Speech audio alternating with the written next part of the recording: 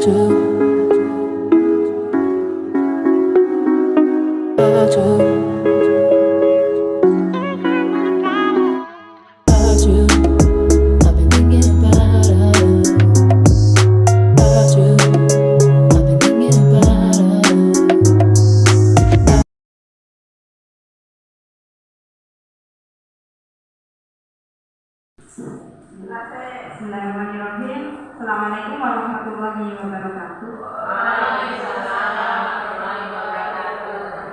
Selamat siang Bapak Ibu semuanya. Gimana kabarnya? Alhamdulillah. Terima kasih atas kehadiran Bapak Ibu semuanya di tempat ini.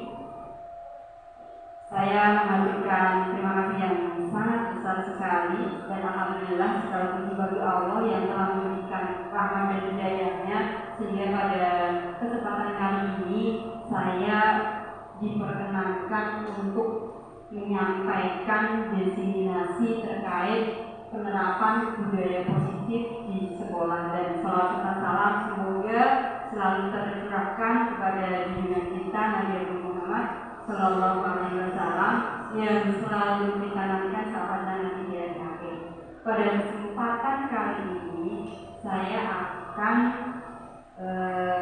sedikit menyampaikan apa yang telah saya dapat ketika saya mengikuti pendidikan guru gerak. Di sini penerapan modul 1.4 ya, aksi nyata modul 1.4 tentang penerapan budaya positif di sekolah. Nah, latar belakang dari diadakannya penerapan budaya di sini yang mendasari adalah membuat saya merasa perlu untuk membelajarkan murid mengenai budaya positif di kelas atau sekolah yang lahir dari nilai-nilai kebajikan universal.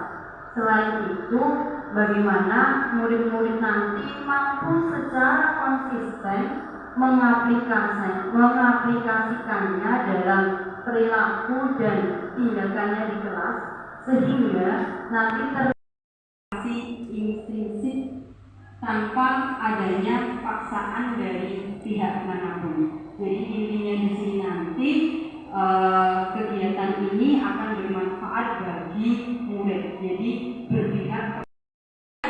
Tujuannya yang pertama, diharapkan murid-murid secara sadar mengetahui dan memahami apa saja yang menjadi budaya positif di kelas atau di sekolah yang lain. Sedangkan tujuan yang kedua adalah diharapkan nanti murid-murid mampu secara konsisten mengaplikasikannya dalam perilaku atau tindakan mereka sehari-hari di kelas maupun di sekolah, sehingga akan terbentuk budaya positif di sekolah. Diharapkan praktik baik ini dalam rencana aksi nyata ya mampu ditularkan kepada rekan-rekan semuanya, mampu ditularkan kepada Bapak Ibu guru semuanya, sehingga nanti Bapak Ibu guru juga bisa mengaplikasikannya ke dalam kelas yang Bapak Ibu guru mampu semuanya, sehingga nanti akan terbentuk budaya positif. Tolak ukur di sini yang pertama adalah dokumentasi dari murid-murid yang sangat antusias untuk mengikuti kegiatan aksi nyata berupa institusi yang merupakan implementasi dalam membangun budaya positif di sekolah. Kemudian tolak ukur yang kedua adalah dokumentasi bahwa rekan sejawat Bapak Ibu semuanya juga antusias dalam disarankan pada siang hari ini nanti semoga bisa bermanfaat dalam menumbuhkan budaya positif yang ada di sekolah kita. Lanjut. Nah, di sini saya akan menyampaikan beberapa materi dulu yang terkait dengan modul 1.4 yang mendasari nanti dalam anak-anak universal. Oke.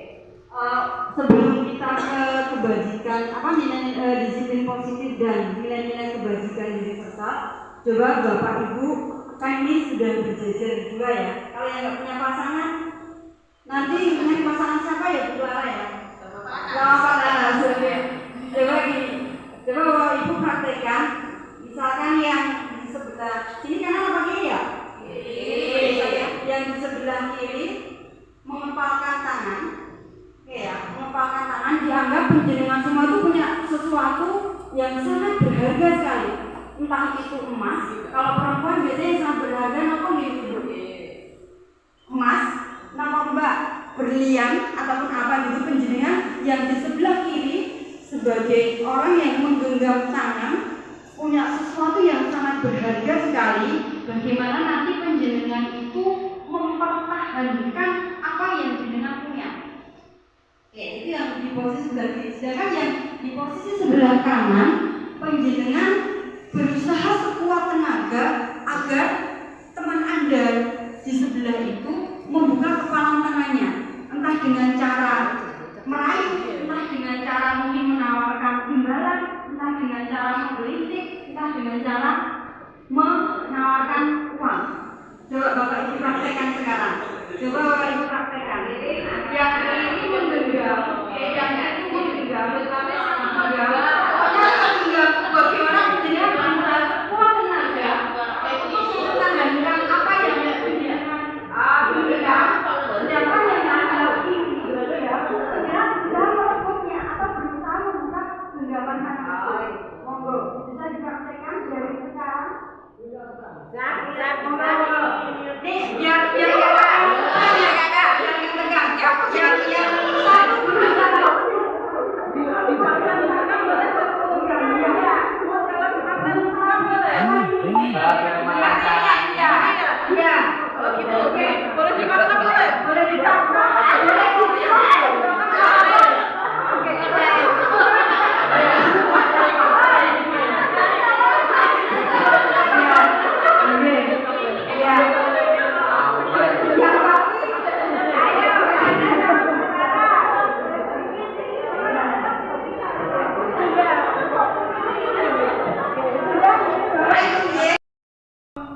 biar apakah penjenengan berusaha untuk berusaha untuk membuka kepala tangan Anda? Ya, tidak. Sedangkan untuk yang merebut, apakah penjenengan juga berusaha untuk istilahnya memaksa, menyuruh teman Anda untuk membuka? Ya. Apakah teman penjenengan berusaha membuka kepalanya? Tidak. Tinggal permintaan. Tadi kan Pak, aku cuma penasaran aja apa yang dipertahankan di tanganmu. Terus togan, nggak aku tahu perusahaanmu apa yang punya aja kok nggak neko-neko. Buka akhirnya. Ternyata gimana buka? Buka karena memelas. Ternyata wujudnya udah berakhir ya. Oh ya, punya kalau berakhir ternyata diberikan dulu ya. Karena memelas tadi. Beliau punya jiwa rasa kasih sayang yang sangat tinggi.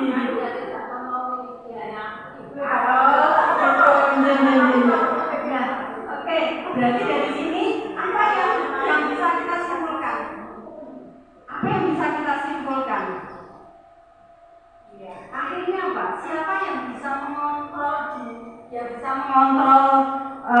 tadi genggaman tangan harus dibuka, harus ditutup itu siapa? Diri sendiri. Ya, diri sendiri. Ternyata yang bisa mengontrol itu hanya kita sendiri. Demikian pun siswa kita tuh punya murid, punya siswa. Maunya kita tuh sebagai guru, maunya bagaimana? Bu Askina. Maunya seperti apa? Murid itu maunya gimana? Dengan diri sendiri. Tapi saat ini sadar nggak? Kira-kira? Belum sadar. Tapi maunya muridnya sadar. Tapi dengan syarat gurunya harus sadar nggak? Sekarang gurunya sadar belum? Harus disadarkan ya. Oke, kita sendiri sebagai guru bahwa murid kita itu mereka juga punya istilahnya mereka juga punya keinginan untuk mengontrol diri mereka sendiri. Kita sebagai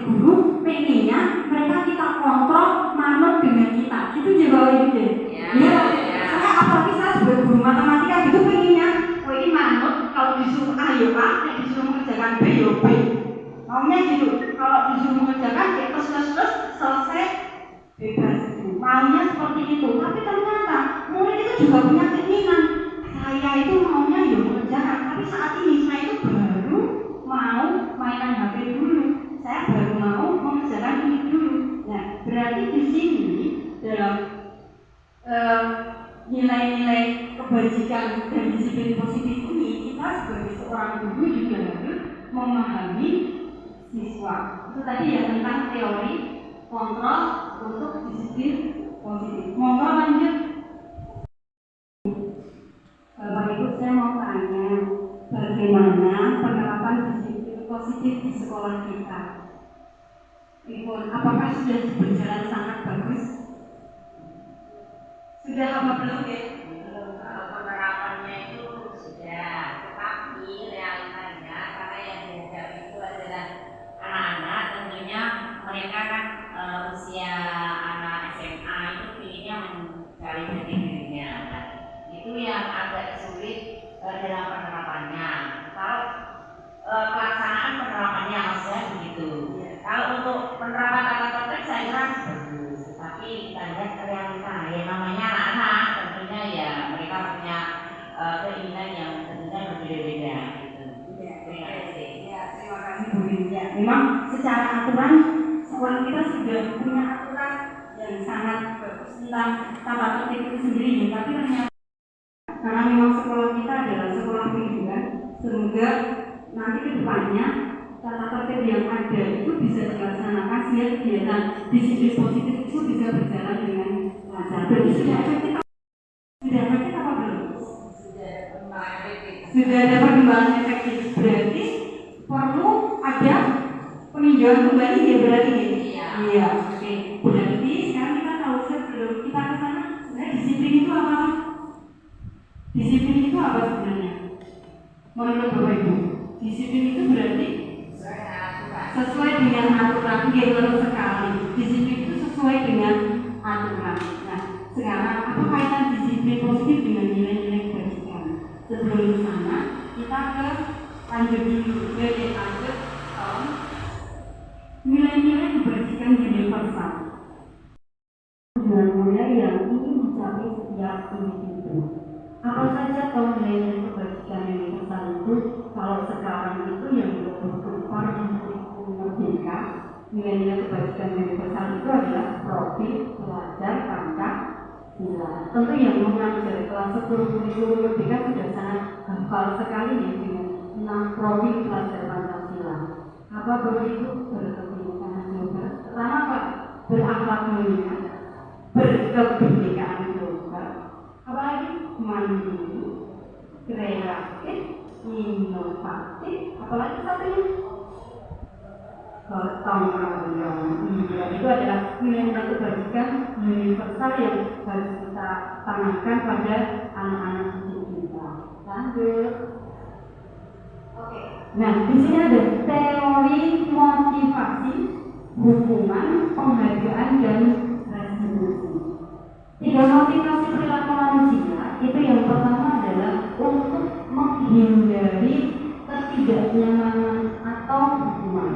Kemudian yang kedua, untuk mendapatkan imbalan atau penghargaan. Sedangkan yang ketiga, untuk menjadi yang mereka inginkan dan menghargai diri sendiri dengan nilai-nilai yang mereka percaya. Jadi, ketika seseorang melakukan sesuatu itu biasanya karena penghargaan, karena hukuman, ataupun karena ingin menghargai diri sendiri. Lanjut. Nah, hukuman itu bersifat tidak berencana atau tiba-tiba. Ya. Kemudian kalau konsekuensi itu sudah terencana, disepakati dan disetujui antara murid dengan guru, itu kalau konsekuensi. Sedangkan kalau restitusi, ini berarti ya, ada istilah restitusi. Ini merupakan menciptakan kondisi murid untuk memperbaiki kesalahan mereka. Jadi mereka dengan sadar sendiri ingin melakukan perbaikan atas kesalahan yang dia perbuat. Oke, lanjut. nih Bapak Ibu, kira-kira ini nanti termasuk hukuman atau konsekuensi. Yang pertama, mencatat 100 kali, istilah begitu ada melakukan ini, mencatat 100 kali di dalam buku kalimat, saya tidak akan terlambat lagi karena terlambat ke sekolah. Kira-kira itu hukuman atau konsekuensi? Mencatat 100 kali, hukuman atau konsekuensi? Hukuman. Oke, jadi hukuman itu memaksa. Kemudian yang kedua, lari mengelilingi bola basket. Lapangan, bukan bola basketnya ya, lapangannya ketinggalan. Lari mengelilingi lapangan basket 2 kali karena terlambat lagi di sekolah. Hukuman apa konsekuensi? Konsekuensi. Yakin konsekuensi? Nah, itu maksudnya ke hukuman bukan konsekuensi. Coba nanti perhatikan. Kalau membersihkan coretan yang dibuatnya di meja tulis itu hukuman apa konsekuensi? Konsekuensi. Sudah mulai bisa membedakan di bawah itu ya. Terus murid diminta untuk push up 15 kali karena tidak menggunakan masker. Hukuman apa konsekuensi? Hukuman apa konsekuen? Ada siswa kita yang ternyata tidak menggunakan sepatu hitam, itu kalau yang terbaik sebenarnya ya biar dia nggak pakai sepatu. Artinya kayak jangan sampai terus diberikan kemudian pakai sandal. Itu jangan sampai di bawah. Saya itu paling benci gitu rasanya kalau lihat anak-anak itu pakai sandal jepit di sekolah, pakai sandal jepit, mending dia pakai nyekermen gitu. Oke, lanjut. Berdiri di depan kelas sambil mengangkat kaki satu karena tidak bisa menjawab pertanyaan. Ini Bapak Ibu mungkin ketika sekolah ada yang pernah mengalami ini? Udah pernah berarti Bapak Ibu. Oke, hukuman ya lanjut, membersihkan tumpahan air di meja tulis karena tersenggol. Konsekuensi, kehilangan 10 menit jam istirahat untuk mengerjakan tugas karena terlambat datang dan tertinggal pelajaran. Konsekuensi hukuman? Konsekuensi. Jadi Bapak Ibu sudah tahu nih bedanya antara hukuman dan konsekuensi. Jadi marilah kita biasakan kepada siswa itu untuk tidak memberikan hukuman, tetapi kita sudah ngobrol secara dari hati ke hati tentang konsekuensi apa yang harus dia lakukan ketika melakukan suatu kesalahan. Oke Bapak Ibu, sekarang kita refreshing sejenak biar gak jenuh mendengarkan suara saya yang sangat merdu sekali. Bapak Ibu, coba perhatikan, di situ ada 2 gambar dan di situ ada sesuatu yang berbeda pastinya. Ya, ada sesuatu yang berbeda. Siapakah yang sudah menemukan perbedaan untuk yang depan sendiri? Satu itu di pohon dulu ya. Di pohon dulu itu yang atas itu ada apa itu bukti nggak tahu itu yang banyak saja. Kucing atau yang itu badannya kan menghadap sana. Ya, yang satu kebalikannya. Yang ketiga menghadap ke sini perbedaan. Yang kaca yang dekat rumah itu. Oke, udah 3 ya. Kemungkinan sebentar. 4 ada ini gon apa babi di badannya ada lontengnya itu jingga. Oke, udah 4 ya. Kemudian yang kelima itu ada coklat-coklatnya yang atas nggak ada. Kita kayak kita apa dulu itu lah. Ya, oke. Kemudian lagi borong sama kemudian. Oke, ada lagi. Kalau D itu telinganya yang satu pendek, yang satu panjang gitu. Oke. Nah, ada lagi 3 ya, coba ya. Yang udah oke gimana monggo? Ini aja kepala sama kita sini. Ini yang muda masih ada kan kemudian sudah bilang. Yang sepertinya belum bisa dengan buktian. Yang pertama di pohon sebelah kiri, sebelah kanannya yang atas itu kan hanya dua daun atau berapa itu ya? Ini tuh. Pohon yang kiri. Yang kiri, oke. Itu yang bawah kan kanannya kan lebih rimbun, 3 tumpukan atau berapa itu yang Saya mati. Oke. Terus yang kedua, sapi kecil yang atas itu perutnya yang atas hanya putih,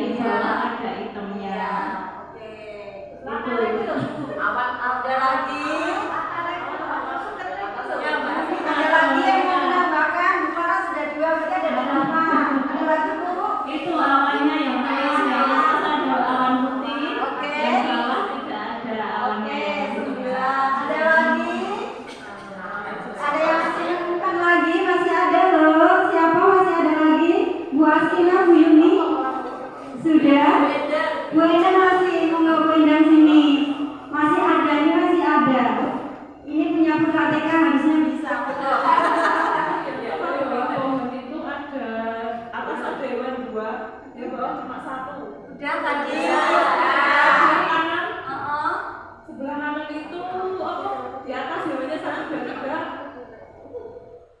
Toh, oh ya, ada bangonya. Yang atas yang bawah nggak ada.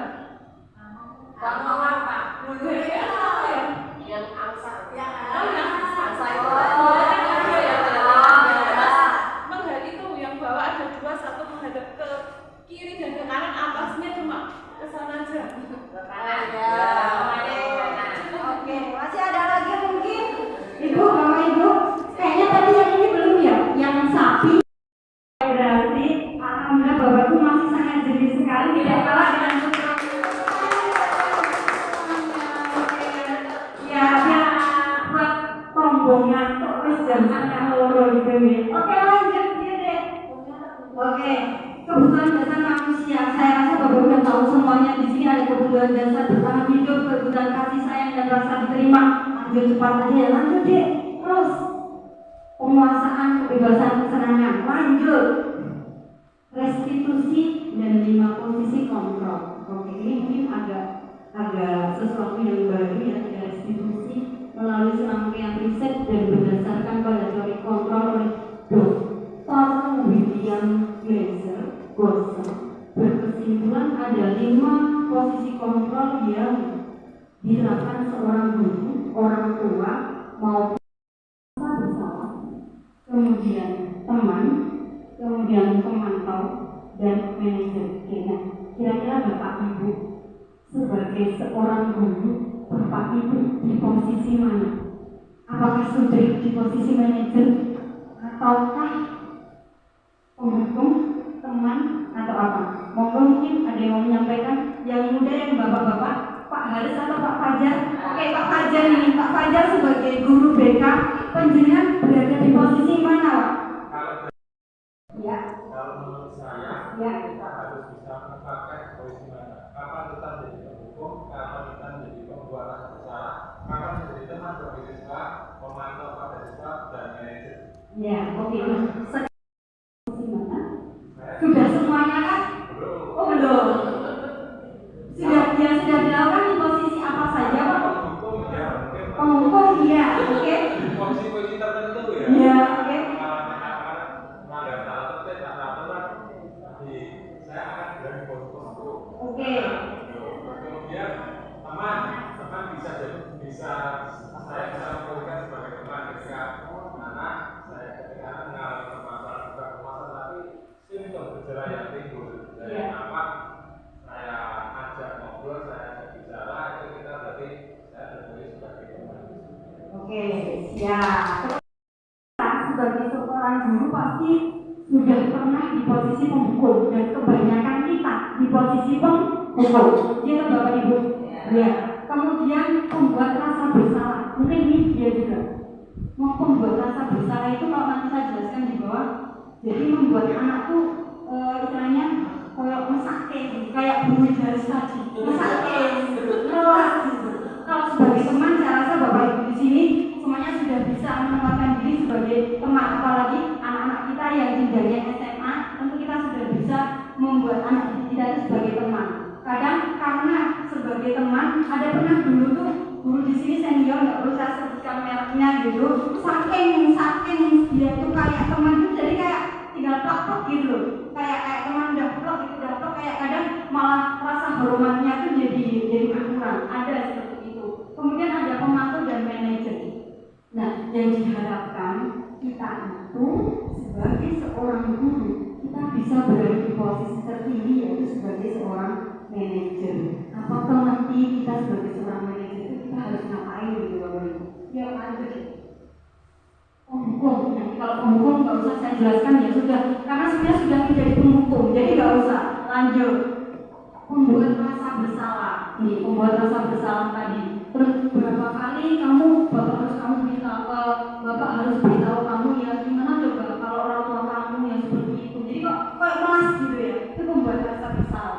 Lanjut. Sebagai teman udah semuanya sudah sebagai teman lewat. Pemantau. Kalau pemantau ini misalnya peraturannya apa yang telah kamu lakukan, sanksinya apa. Jadi kita sebagai pemantau apa dia sebagai manajer. Nah, posisi terakhir sebagai manajer di sini, guru harus berbuat sesuatu dan mempersilahkan murid untuk mempertanggungjawabkan perilakunya. Jadi nanti kita kembali ke keyakinan kelas. Lanjut deh. Restitusi, segitiga restitusi ya. Jadi di sini Diana Gosen itu merancang sebuah tahapan untuk memudahkan guru dan orang tua untuk menyiapkan anaknya melakukan restitusi, yaitu bernama segitiga restitusi. Lanjut. Nah, nanti ada 3 tahap dalam segitiga restitusi itu. Yang pertama adalah menstabilkan identitas, kemudian yang kedua validasi tindakan yang salah, yang ketiga adalah menanyakan keyakinan. Lanjut. Nah, ini namanya segitiga restitusi Bapak Ibu. Ya, jadi nanti ada menstabilkan identitas. Itu biasanya kata-katanya setiap orang pasti punya kesalahan deh. Tahu bukan satu-satunya kok yang melakukan kesalahan. Kemudian untuk validasi tindakannya, adakah cara yang efektif untuk mendapatkan apa yang kamu butuhkan. Kemudian yang terakhir ada menanyakan keyakinan. Keyakinan kelas apa yang telah kamu langgar, kemudian kamu ingin menjadi orang seperti apa. Itu namanya segitiga restitusi. Jadi memperbaiki kesalahan dengan mengembalikan kepada siswa itu sendiri. Lanjut. Oke, kita ke lini masa dengan sebelum ke aksi, kita ke nyanyi dulu sebentar. Dan rojo plong bentar. Nyanyi cinta terbadi itu nyanyinya Bu Askina. Yuk dek, monggo. Awas harus sebagai pianisnya. Monggo bawain dulu. Ibu Tara, suaranya Bu Tara. Ayo saya.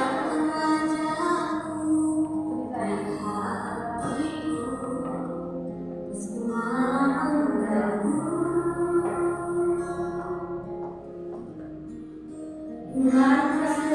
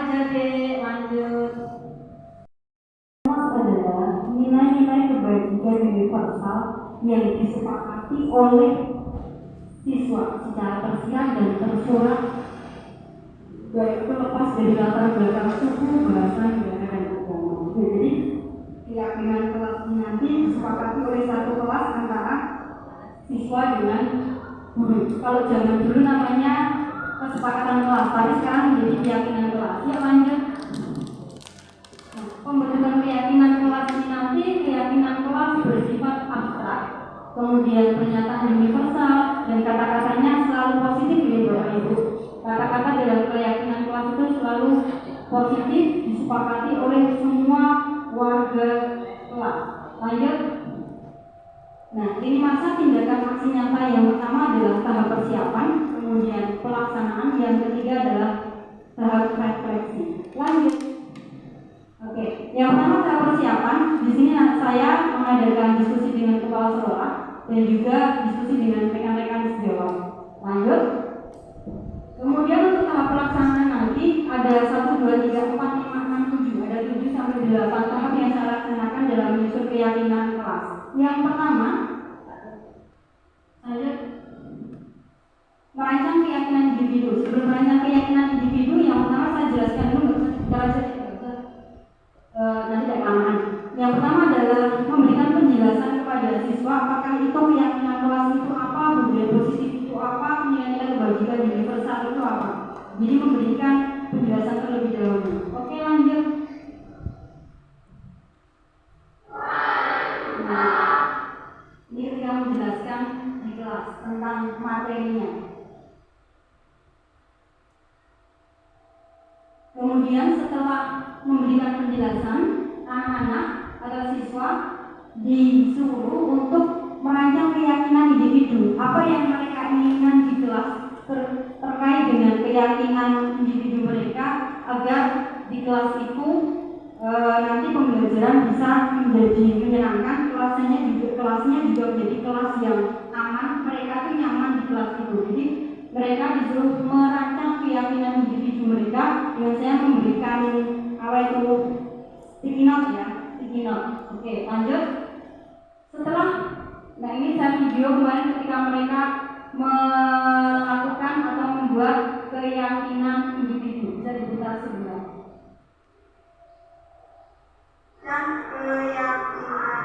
Nah, ini murid siapa ini? Nah, oke, mereka sebenarnya antusias untuk merancang keyakinan kelas itu. Ya.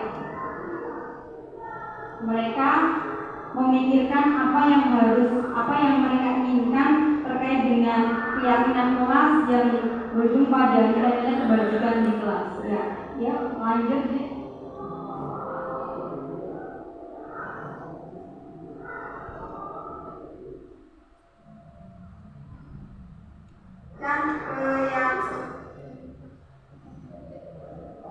Setelah merancang keyakinan individu, langkah selanjutnya adalah menempel keyakinan individu. Jadi sudah saya buatkan di papan tulis itu suatu tempat agar mereka apa yang telah mereka tuliskan itu mereka tempel pada papan yang sudah disediakan.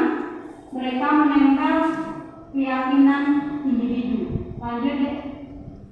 Jadi semuanya masing-masing membuat 2, tapi 2 itu ada yang menulis dalam satu kertas itu lebih dari 1, bahkan ada yang 3, ada yang 4. Oke, ini proses mereka menempel, disuruh satu-satu ya, ada keluyuran itu ternyata enak gitu ya. Dan itu makanan itu saya paling suka sekali gitu. Oke, ya lanjut. Nah, langkah selanjutnya setelah menempel keyakinan individu, yaitu membaca keyakinan individu. Nah, dari berbagai macam keyakinan individu yang mereka telah buat tadi dibaca, kemudian diambil beberapa keyakinan kelas yang akan dijadikan sebagai keyakinan kelas yang sesuai dan disepakati oleh semua warga kelas. Lanjut. Kemudian setelah disepakati beberapa keyakinan kelas, proses selanjutnya adalah membuat keyakinan kelas. Dan di sini karena ada 2 kertas ya untuk membuat keyakinan kelas itu saya buat menjadi kelompok-kelompok biar tidak memakan waktu banyak dalam menyelesaikan keyakinan kelas. Nah, saya kemarin ini memberikan ada beberapa kertas, kemudian ada kertas origami, mereka langsung berkreasi sendiri. Saya rasa anak-anak SMA itu kalau disuruh berkreasi sangat-sangat minat berkreasi deh, karena jiwa mereka itu jiwa-jiwa yang membanggakan gitu. Jadi kalau disuruh berkreasi itu sangat-sangatlah senang. Lanjut, setelah tadi membuat keyakinan kelas, maka selanjutnya adalah menempel keyakinan kelas. Ya, di sini kemarin ada 12 keyakinan kelas. Sebenarnya tidak usah banyak-banyak, yang penting semuanya sepakat untuk melaksanakan. Salah satunya itu kemarin adalah yang lagi ngetrend itu stop bullying gitu nih. Karena kemarin kita juga baru saja menandatangani anti perundungan. Nah, di sini anak-anak juga pengen di dalam kelasnya itu disepakati keyakinan kelas, yaitu stop bullying. Stop bullying itu sekarang maksudnya anak-anak itu kayaknya sepele. Yang paling sering di dalam kelas itu mereka membuli temannya dengan memanggil mereka dengan nama ayahnya, nama bapaknya. Ya, jadi itu semoga nanti tidak terjadi lagi. Jadi keyakinan kelas di sini nanti bisa disepakati dalam satu kelas dan bisa membuat kelas itu menjadi aman dan nyaman, serta bisa membuat proses pembelajaran itu menjadi menyenangkan. Oke, lanjut. Nah, benar. Sebelum ke tahap refleksi dari siswa, keyakinan kelas itu silakan Bapak Ibu nanti bisa praktekkan ketika Bapak Ibu masuk pertama kali ke kelas.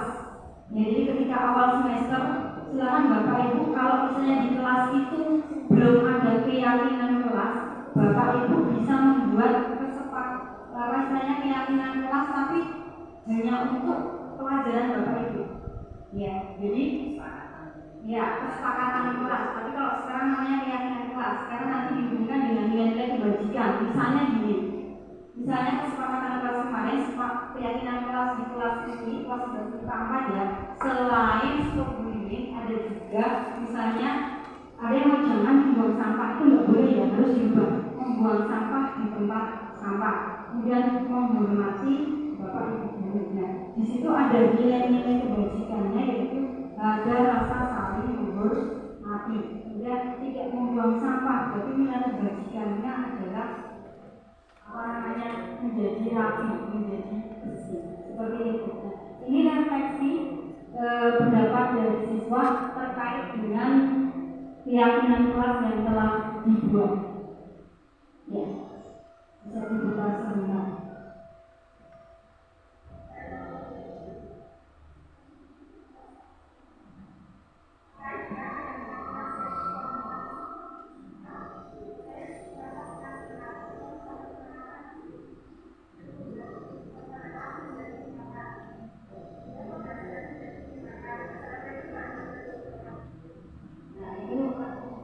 Ya, agak pelan suaranya. Nanti kalau ingin mendengarkan bisa lihat di laptop saya yang bersama. Jadi ini tadi intinya siswa itu dengan adanya keyakinan kelas dia menjadi senang karena apa istilahnya kelasnya menjadi kelas yang menyenangkan, bisa kondusif dalam pembelajaran seperti itu.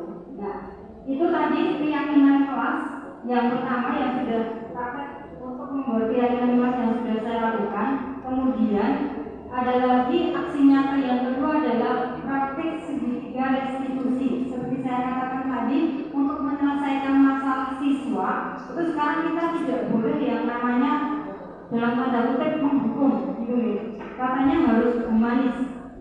Kalau menghukum, misalnya Pak Fajar sebagai guru PK ada anak terlambat disuruh push up 100 kali gitu. Misalnya ya Pak Fajar ini misalnya menghukum siswa 100 kali, kemudian ada temannya yang memvideo Pak Fajar yang sedang menyuruh siswa untuk push up, kemudian video itu di-upload di media sosial, kemudian orang tuanya nggak terima, nanti bisa menjadi masalah. Nah, sekarang bagaimana kita bisa menyelesaikan masalah itu tidak menghukum, tetapi juga membuat siswa itu tidak mengulangi kembali. Nah, caranya adalah kita dari hati ke hati di bawah itu. Saya rasa di sini Bapak Ibu sudah banyak yang melakukan, mungkin dari ketiga langkah ini coba Bapak Ibu ada menstabilkan tindakan. Kira-kira sudah dilakukan belum ya? Menstabilkan identitas dulu yang pertama.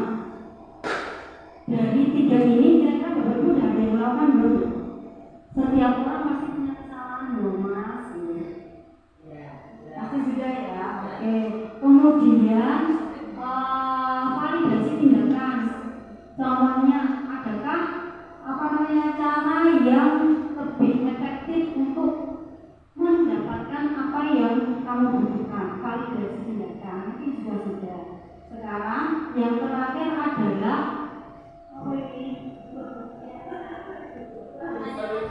menanyakan keyakinan. Nah, ini mungkin yang belum menanyakan keyakinan. Artinya apa? Kalau misalnya nih ada anak yang main HP ketika pelajaran. Nah, pernahkah Bapak Ibu, apakah kamu melanggar keyakinan kelas? Pernah menanyakan seperti itu? Belum ya? Nah, kesepakatan kelas ya.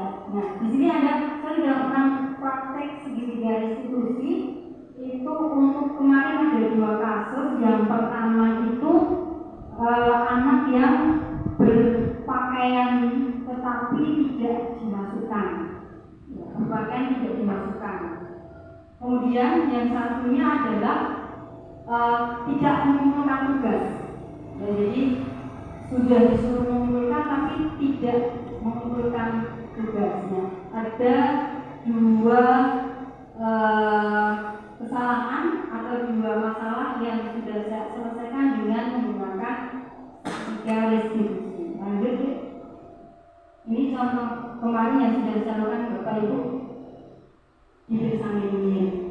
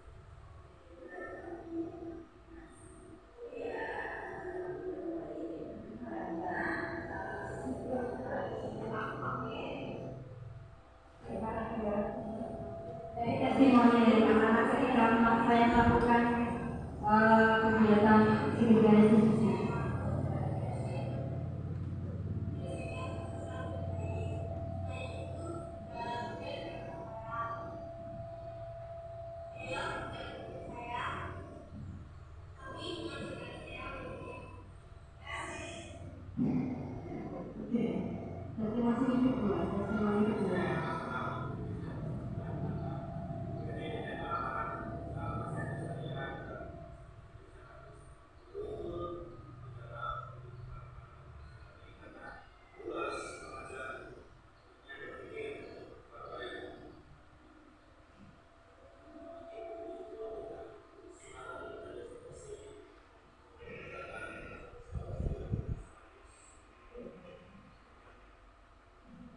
Nah, tadi Bapak Ibu praktik yang sudah saya lakukan kemarin terkait dengan segitiga restitusi.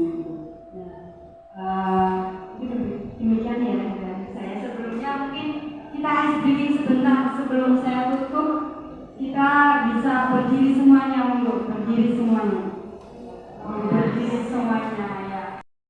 Dua tangan ke atas, oke. Gerak-gerakan gitu ya. Terus nanti sambil turunkan tangannya sambil menyebut hal gitu biar lega ya. Ya, interval oke. Saya hitung sampai 3 ya. Oke, gini. 1, 2, 3.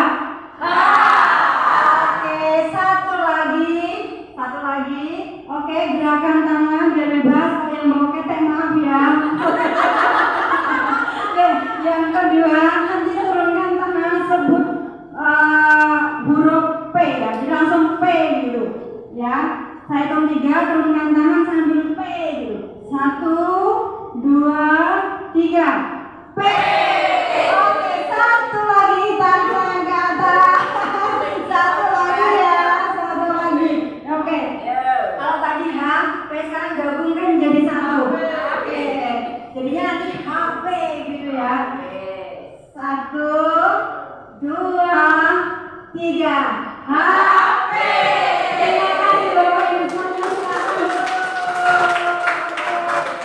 Untuk kembali, HP adalah nama saya ini Purwamisi. Terima kasih Bapak Ibu.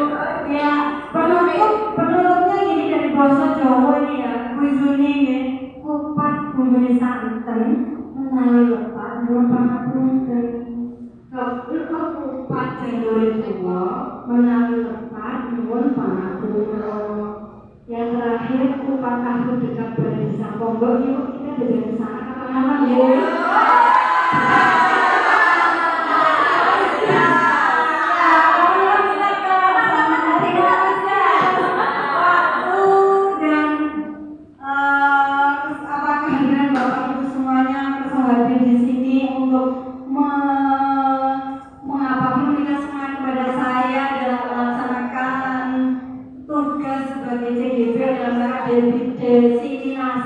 Aksi nyata tentang budaya positif. Mohon doanya semoga nanti ke depannya saya bisa lebih baik lagi dalam pelaksanaan pelatihan MPP ini, dan Bapak Ibu semuanya nanti yang mau mendaftar semoga lolos dan bisa menyusul saya. Amin. Terima kasih sekali. Oke, mungkin bentar sebelumnya tadi saya lupa ditanyakan, harus jangan sulit-sulit ya. Mau ada yang mau ditanyakan terkait dengan keyakinan kelas ini. Siapa monggo? Setelah tadi menyimak, tapi yang maaf karena belum paham, saya sedikit bertanya kaitannya dengan apa yang sudah dipaparkan Bu HP tadi ya. Yang saya tanyakan begini Bu, mengapa harus keyakinan kelas, tetapi kok bukan peraturan kelas saja? Ini mohon penjelasannya. Terima kasih Bu HP. Oke, terima kasih Bu Widya. Ya. Mungkin ada yang mau membantu saya menjawab pertanyaan ini. Kenapa kok tidak peraturan kelas aja? Kenapa harus keyakinan kelas sih? Kan peraturan juga bisa dilaksanakan. Ada yang mau membantu? Tidak ada, terima kasih, saya jawab sendiri. Oke, kenapa tidak peraturan kelas? Kalau peraturan atau tata tertib itu biasanya yang buat guru atau siswa atau perpaduan antara guru dengan siswa. Guru saja, gitu ya. Sama dengan tata tertib sekolah. Berarti sekolah yang membuat, mau tidak mau, siswa harus mentaati tata tertib. Mau tidak mau, siswa di sini keyakinan kelas tadi dibuat oleh siapa? Siswa bersama dengan guru atas kesepakatan bersama, atas kesepakatan dalam satu kelas. Jadi tidak ada paksaan dari guru. Siswa itu harus istilahnya mentaati dari kesepakatan. Bukan berarti dari kesepakatan itu siswa harus benar-benar mentaati, tetapi ada konsekuensi yang harus dilaksanakan. Karena sudah menjadi kesepakatan bersama, sudah menjadi keyakinan bersama, maka siswa harus mentaati atas dasar motivasi internal, dari motivasi dirinya sendiri, bukan karena terpaksa, tetapi karena sudah menjadi kesepakatan bersama. Jadi sadar secara pribadi. Ini tadi dari teori kontrol tadi, dia sudah harus bisa mengontrol dirinya sendiri. Seperti itu Ibu. Bagaimana? Terima kasih atas penjelasannya, Bu, sudah paham. Terima kasih. Mungkin ada lagi. Oh, suaranya sudah keras. Oke, siap. Perkenalkan, nama saya Nyonya Baloti. Izin bertanya Bu Habe. Iya, siap. Untuk kesepakatan kelas itu dibuat di awal pertemuan, maksud saya di awal pertemuan selama 1 semester, ataukah di setiap kali pertemuan? Nah, kalau dilaksanakan di awal pertemuan di semester awal, bedanya dengan kontrak belajar yang tadi dijelaskan Bu Heni. Iya. Terima kasih. Oke, terima kasih pertanyaannya. Kalau keyakinan kelas tadi kita buat di awal semester. Nah, kalau dulu apa istilahnya kontrak belajar. Nah, keyakinan kelas ini kita buat di awal semester, tetapi nanti seiring berjalannya waktu, kalau memang ada yang mau dirubah, ada tambahan atau ada sesuatu yang lebih baik, maka kita bisa merubah keyakinan kelas tersebut. Nah, dan keyakinan kelas ini berdasarkan nanti juga ada nilai-nilai kebajikan di sana. Ada nilai-nilai kebajikan universal yang sesuai dengan profil pelajar Pancasila tadi. Misalnya, kalau di kontrak belajar mungkin ada tidak boleh dilarang bermain HP, tapi kalau positif gimana? Guru bahasa Indonesia, kalau dilarang jangan bermain HP gitu. Kalau kata-kata yang positif kita bahas seperti apa? Setiap siswa bisa memakai HP ketika diperlukan. Nah, kan seperti itu. Dan tidak ada kata-kata negatif di dalam keyakinan kelas. Nah, dan keyakinan kelas ini juga mencerminkan nilai-nilai kebajikan. Berarti itu ketika tidak menggunakan HP ketika pembelajaran, nilai kebajikan di sana apa? Disiplin. Oke, disiplin bisa ya? Ya, disiplin bisa. Tertib bisa juga. Patuh terhadap guru atau menghormati, seperti itu. Ya, sedikit seperti itu, mungkin masih kurang puas dengan jawaban saya. Terima kasih Bu Habe atas penjelasannya. Iya, sama-sama. Semoga bermanfaat. Nanti Bapak Ibu semua bisa mempraktekkan tentang keyakinan kelas ini dan bisa membawa perubahan terhadap anak didik kita semuanya. Demikian Bapak Ibu, terima kasih atas perhatiannya. Tadi sudah tak tutup, tapi ini ada tambahan. Wassalamualaikum warahmatullahi wabarakatuh.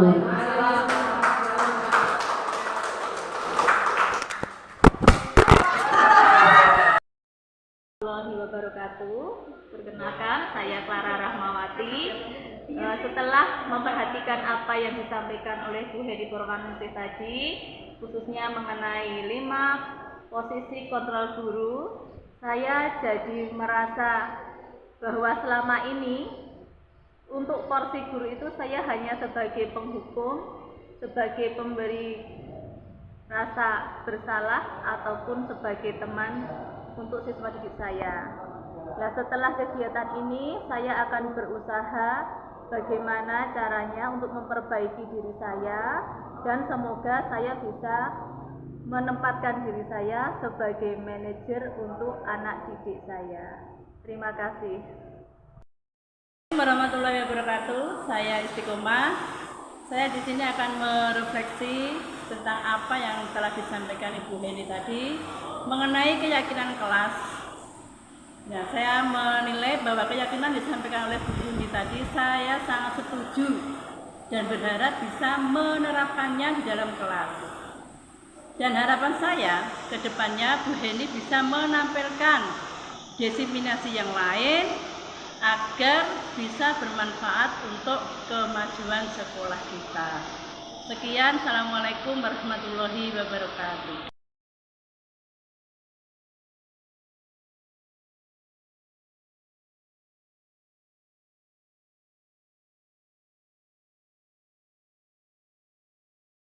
True.